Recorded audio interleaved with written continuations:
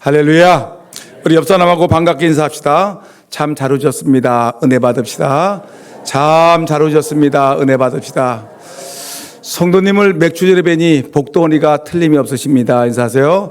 성도님을 맥주절에 뵈니 복덩어리가 틀림이 없으십니다. 사랑하고 축복합니다. 사랑하고 축복합니다. 아멘. 우리 복덩어리 성도 여러분, 오늘은 한국교회가 지키는 맥주 감사주일입니다. 맥주 감사주일은 이 구약에서 이스라엘의 3대 절기 중 맥주 절기를 우리가 기억하고 지금 한국교회에 적용해서 우리가 절기를 지키고 있습니다.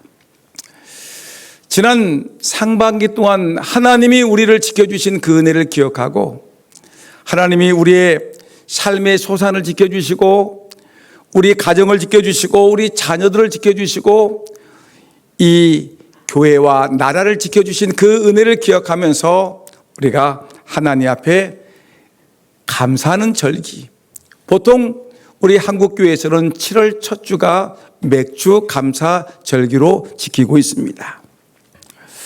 저는 올해 하나님이 우리에게 어떤 말씀으로 이 맥주 절기를 지키게 하실까라고 생각했는데, 제가 묵상 기도하는 중에 오늘 본문 하박국 3장 본문의 말씀을 택해서 하나님 말씀을 선포하고 있습니다.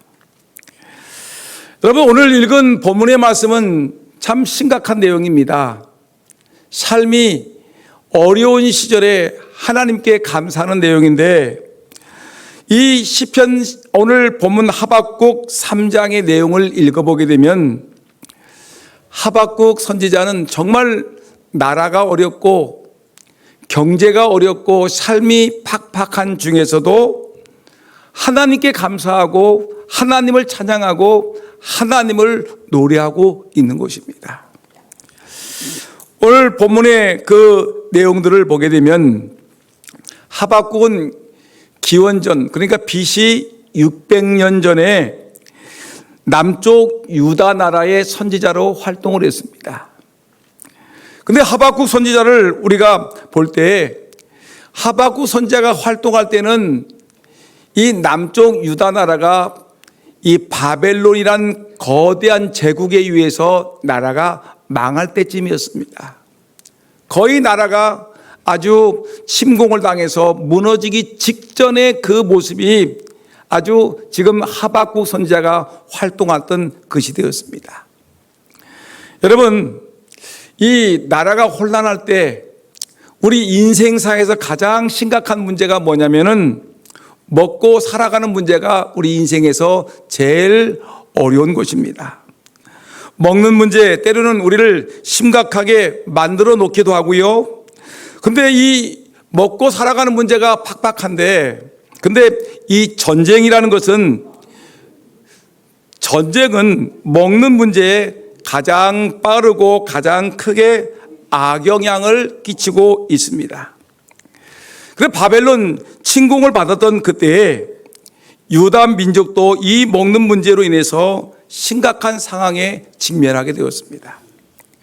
여러분 생각해 보세요. 나라가 전쟁 중에 있는데 또 나라가 전쟁에 승리하는 것도 아니고 나라가 전쟁에서 패배해서 성전도 무너지고 임금이 살고 있는 왕궁도 무너지고 임금님은 포로로 잡혀서 눈알이 뽑히고 포로로 끌려가서 질질 끌려가는 그런 신세가 되었는데, 여러분 이 백성들이 먹고 살아가는 문제는 얼마나 심각하겠습니까?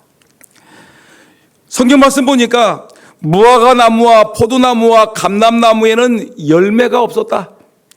땅에 심어 놓았던 식물들도 바벨론 군대의 그 군마에 시달려서 짓밟혀서 아무것도 열매를 맺지 못했다. 그리고 심지어 가축마저도 그 흔적이 사라질 정도로 아주 철저하게 먹을 것이 없는 아주 정말 극심한 가난 중에 있는 이 현실을 지금 말하고 있는 것입니다. 여러분, 이런 비참한 현실의 한복판에서 하박국은 원망이나 불평이나 투덜거리지 아니하고 대신 하나님을 향해서 감사의 찬송을 하고 감사의 노래를 부르고 있습니다. 여러분, 오늘 그 시대의 상황이 어땠는지 아까도 우리가 읽어봤지만 17절 18절 말씀을 우리가 한번 생생하게 그 상황을 한번 우리가 살펴볼 텐데, 한번 17절 말씀 18절 말씀 한번 읽어볼까요? 시작. 비록 무화과 나무가 무성하지 못하며 포도나무에 열매가 없으며 감람나무에 소출이 없으며 밭에 먹을 것이 없으며 우리의 양이 없으며 외양간에 소가 없을지라. 여기까지 봅시다. 여러분, 지금 남쪽 유다 나라 왕국의 형편이 어떠냐면, 무화과 나무가 무성하지 못하다는 것은, 무화과 나무는 잎이 무성하게 되면 거기서 열매가, 먹을 만한 열매가 주렁주렁 맺히는데, 무화과 나무가 무성하지 못하다는 것은 열매가 하나도 달리지 않았다는 것입니다. 여러분, 포도나무에 포도송이가 주렁주렁 맺히면 얼마나 좋겠습니까? 근데 포도나무에 열매가 없다는 것입니다. 감람나무에 소출이 없고요. 밭에 여러분 보리 농사를 지어야 되고 벼 농사를 지어야 되고 고추 농사를 지고 뭐 여러 가지 가지 농사도 짓고 여러 농사를 지어야 되는데 밭에 먹을 것이 다 말라버렸습니다. 먹을 것이 하나도 없습니다. 우리의 양이 없고 외양간에 소가 없다는 것입니다. 여러분, 이런 상황을 지금 하박국 선지자가 기록을 하고 있는데, 여러분 한번 생각해 보세요. 이렇게 모든 것이 다 없는 상황을 우리는 이거를 먹고 살기 좋은 때라고 얘기합니까? 아니면 폭삭 망했다고 얘기하는 것입니까?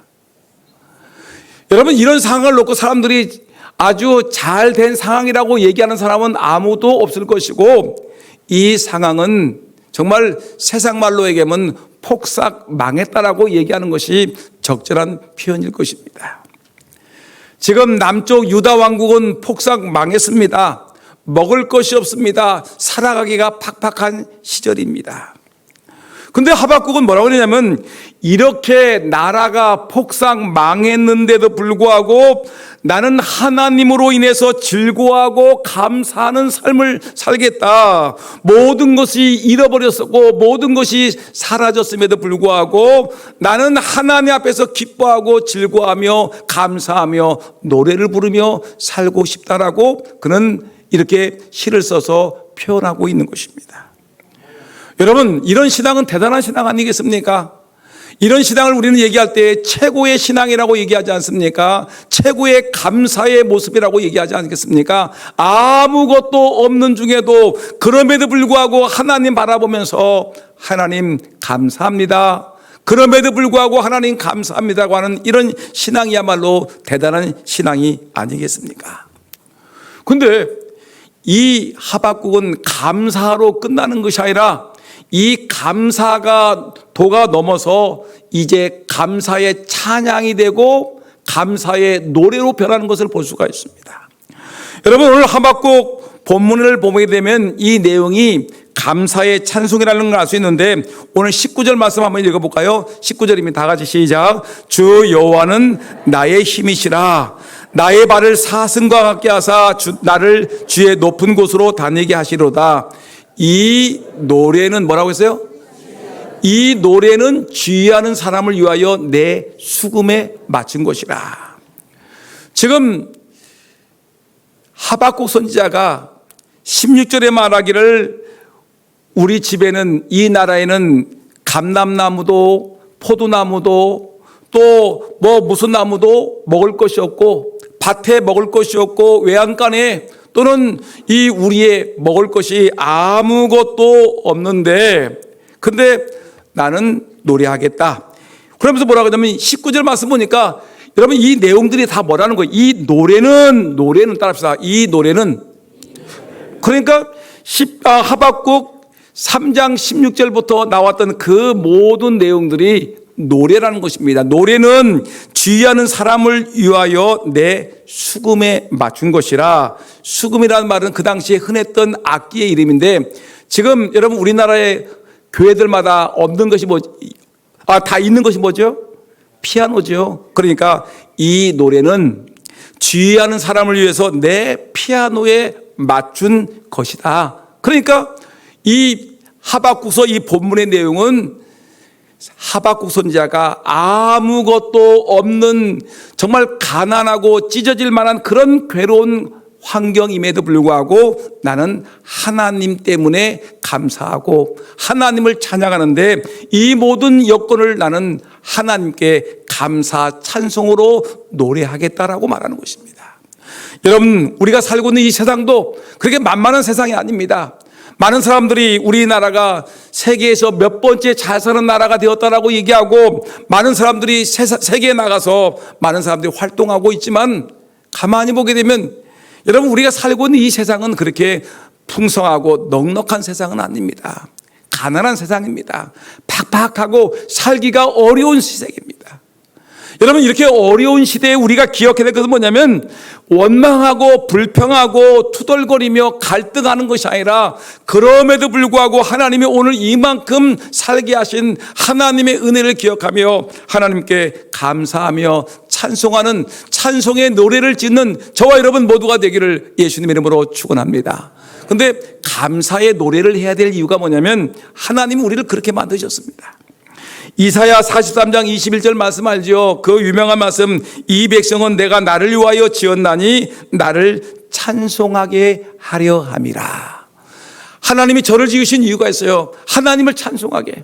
여러분들을 하나님이 지으신 이유가 있어요. 하나님을 찬송하게 하기 위해서 하나님이 여러분들을 지으셨음을 믿습니까? 여러분, 우리를 하나님이 찬송하게 했는데 시편은 150편까지가 있는데 그 시편 150편 중에 제일 마지막 편이 150편인데 그 마지막 절이 6절 말씀인데 시편 150편 6절 시편 제일 마지막 구절을 보니까 뭐라고 했느냐면 호흡이 있는 자마다 여호와를 찬양할지어다 할렐루야라고 기록되어 있습니다. 여러분, 우리 예수 믿는 성도들이 꼭 기억해야 될 것은 하나님이 나를 지으신 목적이 뭐냐? 하나님을 찬송하게 하시다. 내 인생이 살아가면서 호흡이 있는 자마다 여호와를 찬송하라고 했는데 내가 호흡이 있는 동안, 내가 살아있는 동안에 내가 해야 될 일이 뭐냐? 바로 하나님을 찬송하는 삶을 살아야 되겠다라는 것이 오늘 성경이 우리에게 주시는 하나님의 말씀입니다. 오늘 맥주 감사절기를 지키는 여러분들 마음속에 힘들고 어려운 일이 많을지라도 그럼에도 불구하고 하나님을 찬송하는 우리 모두가 되기를 예수님의 이름으로 축원합니다. 여러분, 찬송은 하나님 사랑에 대한 믿는 자의 고백이고요, 찬송은 곡조가 있는 기도입니다. 찬송할 때 어둠의 영이 물러갈 줄 믿습니다. 찬송할 때 하나님이 우리의 기도에 응답할 줄 믿습니다. 찬송할 때 병든 자가 치유되고 약한 것이 강하게 되고 근심, 걱정, 염려가 물러날 줄 믿습니다. 찬송에는 능력이 있는 것입니다. 근데 오늘 보니까 이 하박국 선지자가 어려운 시대를 설명하면서 그럼에도 불구하고 자기는 하나님께 감사의 찬송의 노래를 부르겠다는 것입니다. 여러분, 도대체 하박국 선지자는 도대체 어떤 은혜를 받았기에 어렵고 힘든 형편 중에도 감사의 찬송의 노래가 나올까? 그 이유를 한번 생각해 보자는 것입니다. 저는 이 하박국 선지자가 어려울 때도 하나님을 찬송했던 그 이유를 보니까 가장 첫째가 하박국 선지자는 하나님, 내가 없을지라도 하나님께 감사하고 찬양의 노래를 부르겠습니다라고 고백하는 것입니다. 오늘 방금 읽었던 내용이지만 17절 말씀을 다시 한번 읽어볼까요? 17절 말씀입니다. 한번 시작.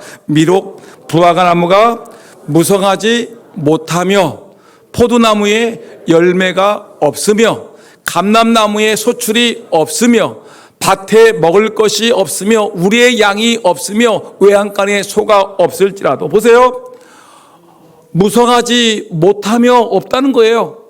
포도나무에 열매가 없어요. 감람나무에 소출이 없어요. 먹을 것이 하나도 없어요. 밭에 고추나무에도 가지나무에도 고구마도 감자도 밭에 먹을 것이 없어요. 우리의 양과 염소도 없어요. 외양간에 소가 없어요. 아무것도 없어요. 여러분, 지금 하박국 선자는 나라가 망하면서 우리의 삶에 먹을 것이 아무것도 존재하지 않는다. 삶이 팍팍하고 경제가 다 무너졌다라고 이렇게 얘기하고 있는 것입니다. 근데 없다라는 이 말 속에서는, 없을지라도는 이 말 속에는 그 마음의 의지가 담겨져 있지요. 없을지라도라는 이 감사 찬양은 내가 없을지라도 고난 중에라도 나는 감사를 찬양한다는 것을 우리에게 말하고 있는 것입니다.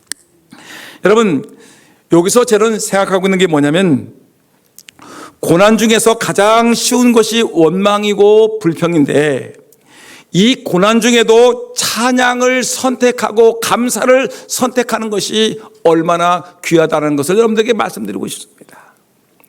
하박국은 아무것도 없는 중에도 불평하고 원망하지 아니하고 도리어 하나님을 선택하고 하나님께 감사하고 찬양하는 노래를 지었습니다. 사람의 생각이 매우 중요합니다.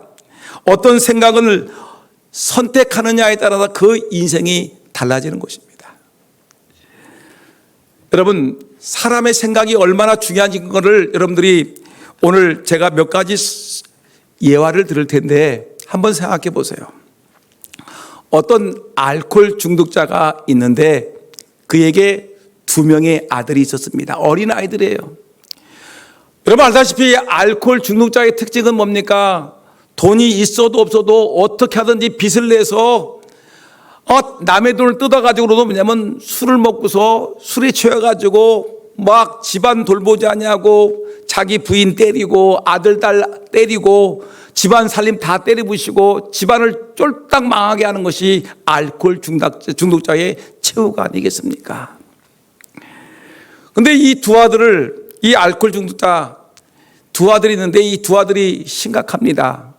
그래서 사회복지사가 생각을 해보니까 도저히 이 알코올 중독자의 아버지 밑에서 이 두 아들을 방치해 두면은 이 두 아들도 심각한 문제가 생길 것 같아서 이 사회복지사가 이곳저곳 달려다니면서 뛰어서 이 두 아이들을 입양을 시켰습니다.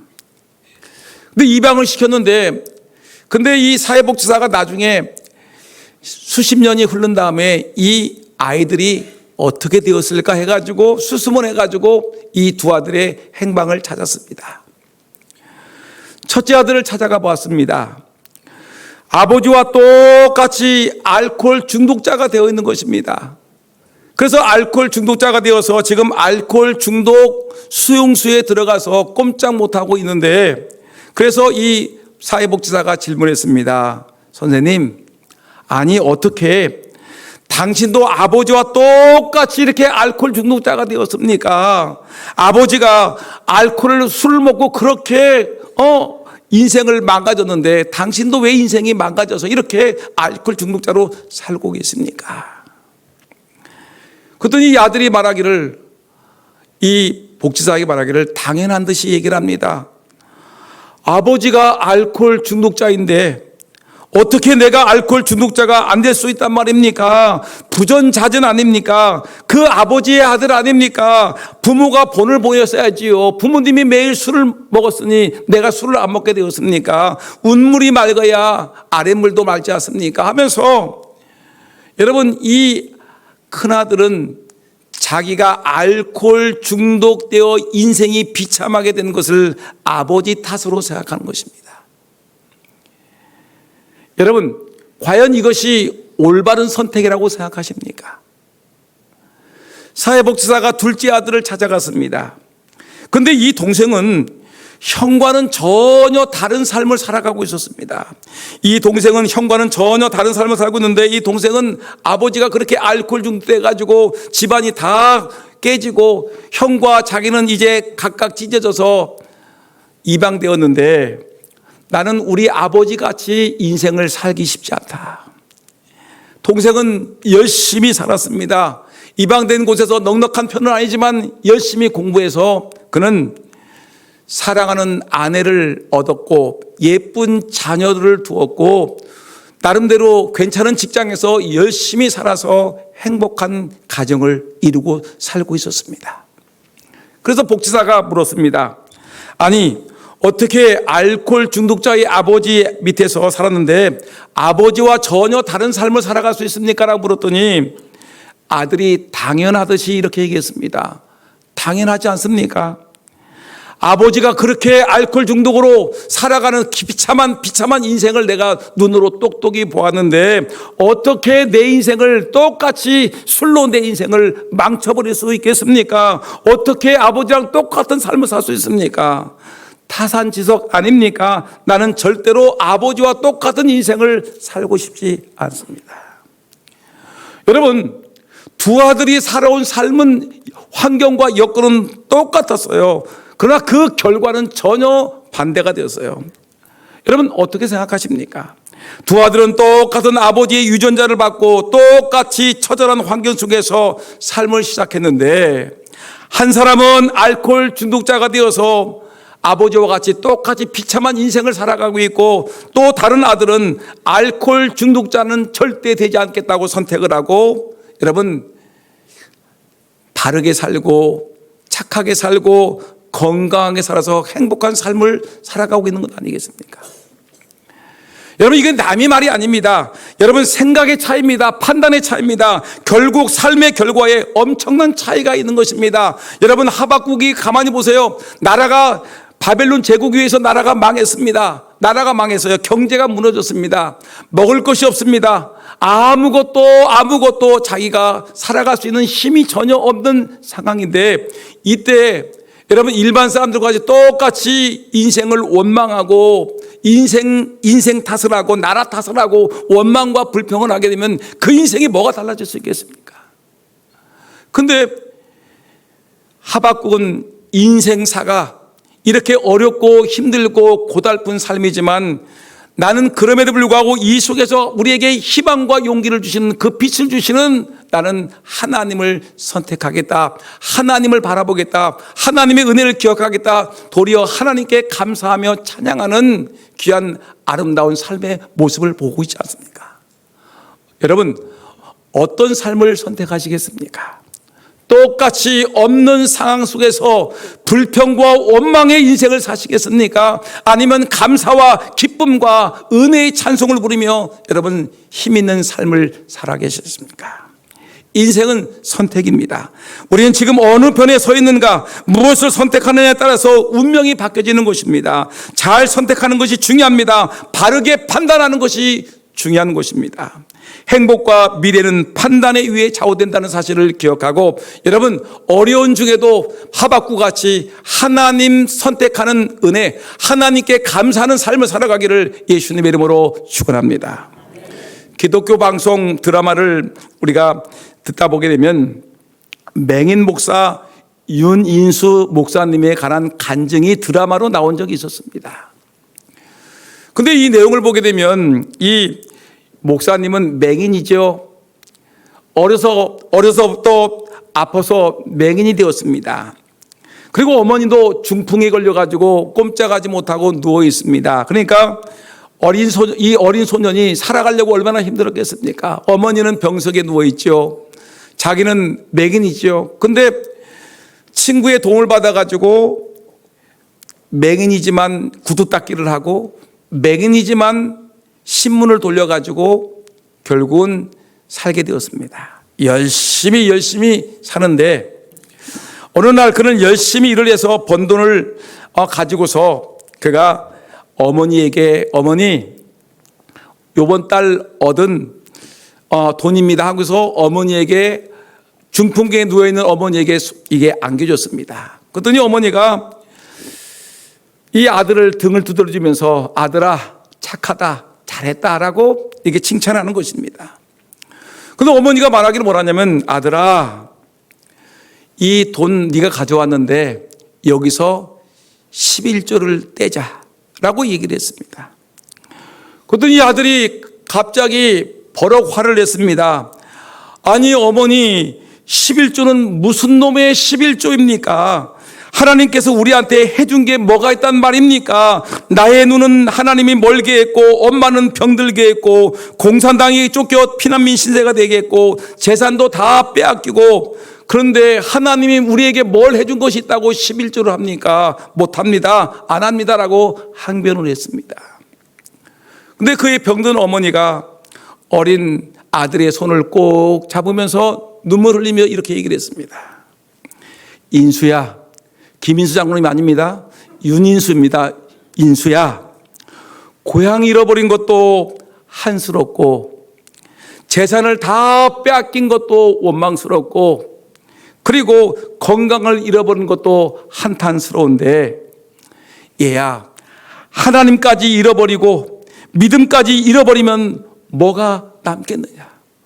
하나님도 잃어버리고 믿음까지 잃어버리면 무엇이 남겠느냐? 힘들어도 하나님이 기뻐하시는 길을 선택하거라. 잘 선택해야 된다라고 어머님이 눈물을 흘리면서 얘기했다는 것이었습니다. 사랑하는 우리 금산장로교 성도 여러분, 아무리 상황이 힘들고 어려워도 우리가 누구를 선택하느냐, 무엇을 선택하느냐에 따라서 우리의 인생이 달라진다는 것을 여러분 아셔야 되는 것입니다. 여러분, 선한 길, 복된 길, 축복의 길을 선택하기를 주의 이름으로 축원합니다. 혹시 오늘 같은 감사절에 여러분들 마음속에 궁금증이 생길 것 같아서 제가 오늘 여러분들에게 잠깐 말씀을 드리려고 합니다. 매년 우리 교회는 감사절이 되게 되면 여러분들에게 작은 떡 한 덩어리를 드렸습니다. 성도 개개인에게 상자에 넣어서 맥주 감사주일 떡입니다, 추수 감사주일 떡입니다, 성탄절 떡입니다라고 여러분들에게 안겨드리는데, 여러분, 올해 맥주 감사절기에는 그 떡을 드리지 못합니다. 그것은 교회 재정이 바닥이 나서 그런 것이 절대 아닙니다. 제가 오랫동안 생각하고 선택하는 것입니다.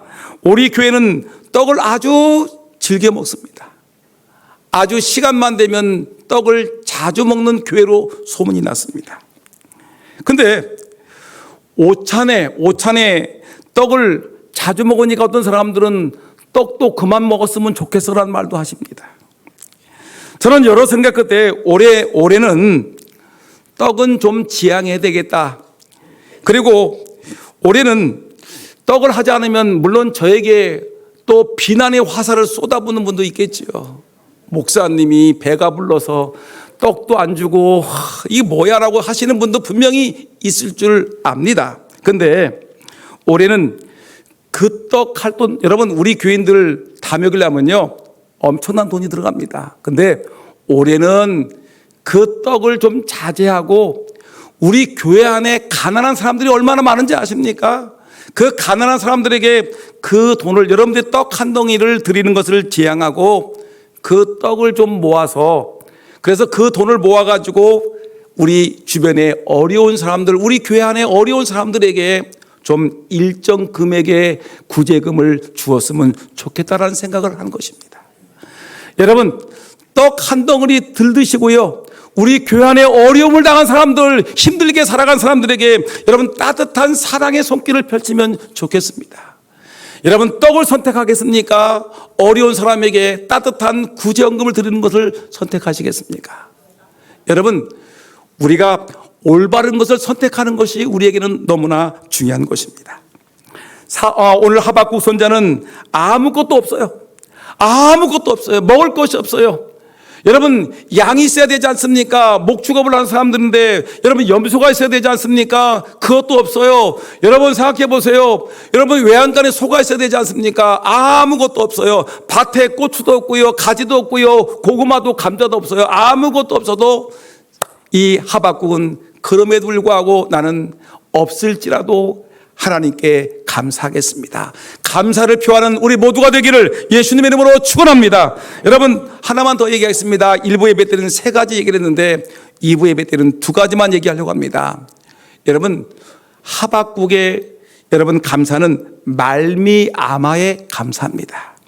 18절 한번 읽어볼까요? 18절 다 같이 시작. 나는 여호와로 말미암아 즐거워하며 나의 구원의 하나님으로 말미암아 기뻐하리로다. 여러분 생각해 보세요. 내가 아무것도 없지만 그런 내 옆에는 누가 있어요? 앞길도 막혀 있고 옆길에도 막혀 있고 양쪽도 막혀 있고 뒤도 막혀 있고 땅도 막혀 있는데, 여러분 하늘을 바라보니까 뻥 뚫힌 하늘이 보이는데 그 하늘에 누가 있습니까? 하나님이 계시는데, 이는 말하기를 나는 여호와로 말미암아 즐거워하고 나의 구원의 하나님으로 말미암아 나는 기뻐하리로다.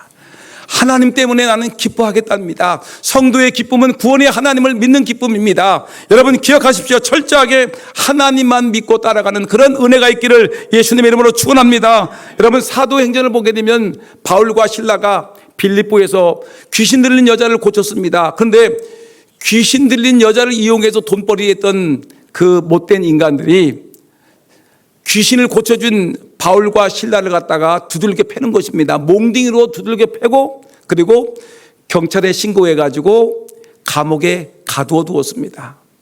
바울과 실라가 얼마나 억울합니까?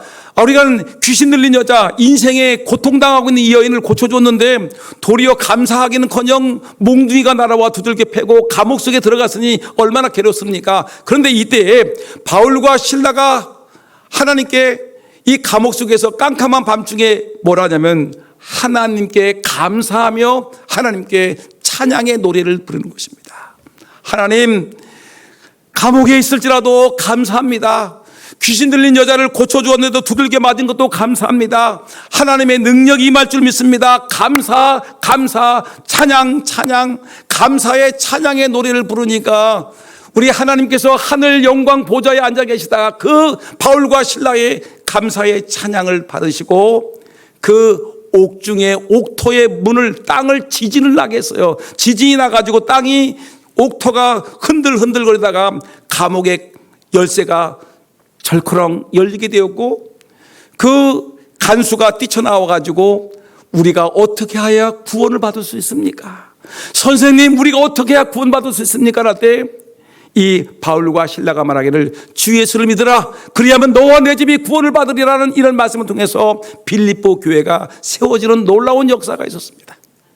여러분, 두들겨 맞아도 예수님 때문에 감사, 감옥에 갇혀도 하나님 때문에 감사. 여러분 이렇게 감사의 노래를 부르고 감사의 찬양을 하고 감사의 고백을 할 때 여러분 하나님의 교회가 세워지는 놀라운 큰 역사가 일어난다는 사실을 믿으시기를 예수 이름으로 축원합니다. 내가 하려고 하게 되면 힘이 드는 거예요.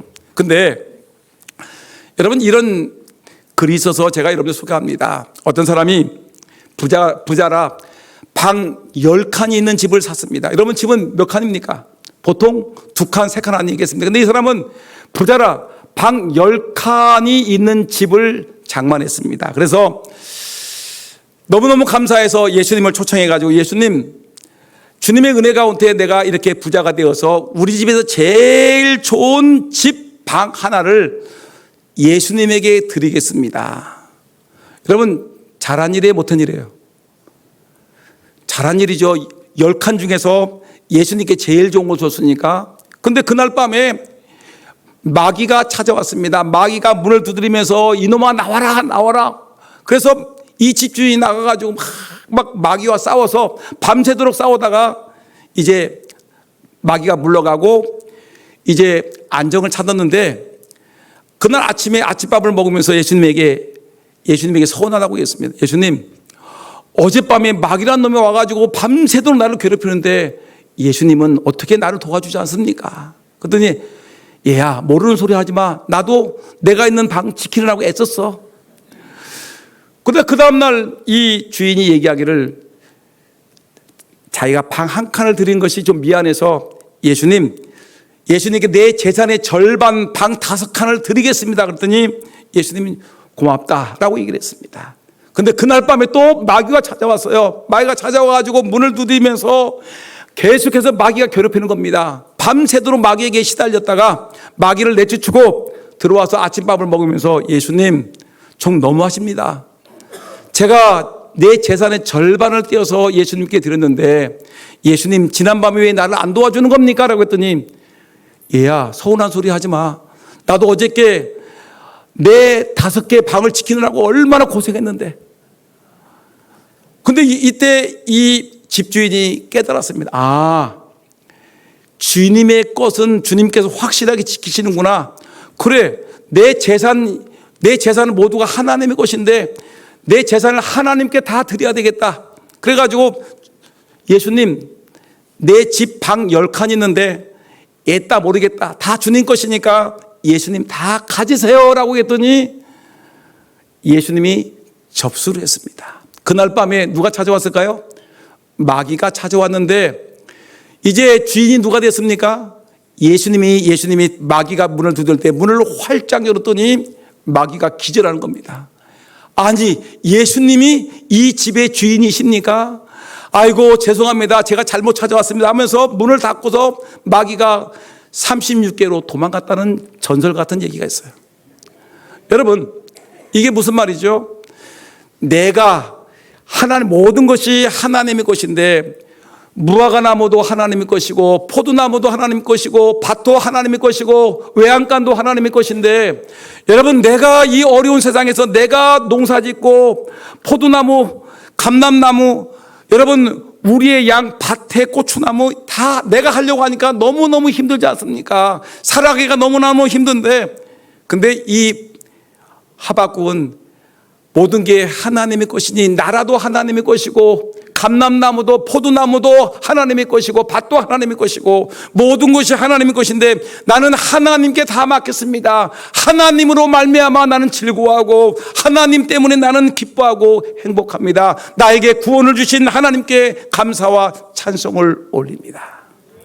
여러분, 이런 모습이 있어야 되지 않겠습니까? 내가 하려고 다 하면 여러분 영적 싸움에서 이길 수가 없어요. 내가 이것도 하고 우리 집도 이것도 하고 우리 아들도 내가 지켜야 되고 우리 재산도 지켜야 되고 우리 직장도 지켜야 되고 모두 지켜야 되고 내가 하려고 하면 힘이 든데, 모든 것의 주인은 누구십니까? 하나님이신데 그 하나님께 나의 모든 것을 다 맡겨버리면 우리 하나님이 나를 지켜주시고 보호하신다는 것이 오늘 하박국의 고백입니다. 고난 중에도 없을지라도 여러분, 하나님께 없을지라도 감사하고 하나님 앞에 모든 것에 대해서 하나님 때문에 내가 기뻐합니다, 감사합니다, 하나님께 영광과 찬송을 올리는 저와 여러분 모두가 되기를 예수님의 이름으로 축원합니다.